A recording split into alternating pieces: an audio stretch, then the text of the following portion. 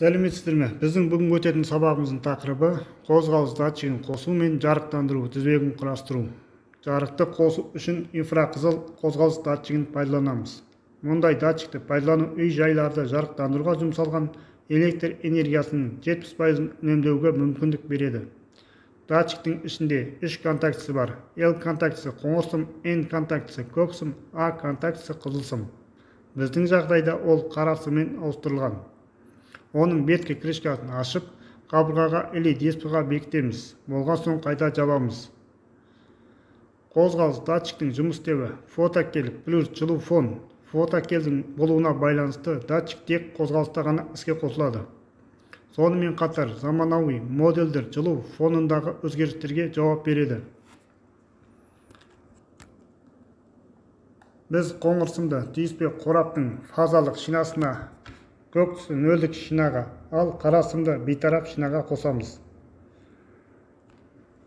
Жарықтандыруға арналған қозғалыс датчигі пассивті инфрақызыл электрондық қосқыштан тұрады. Егер термиялық фон өзгерсе, онда датчик іске қосылады.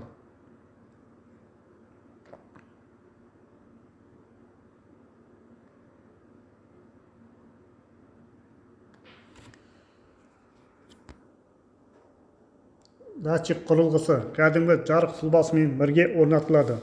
Жарық сұлбасының ақ сымын бейтарап түйіспе шинаның және қозғалыс датчигінің А байланысына жалғаймыз. Сары сымды түйіспе қораптың нөлдік шинасына қосамыз. Кернеуді қолданбас бұрын түйіспелердің дұрыс жалғанғанына көз жеткізіп, жинақтау түйіспесін жабамыз.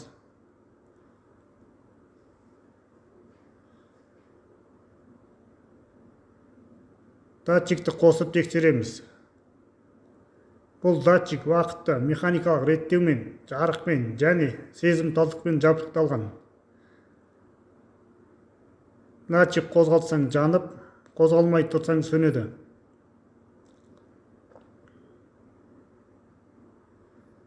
Біздің жинаған сұлбамыз жұмыс істеп тұр.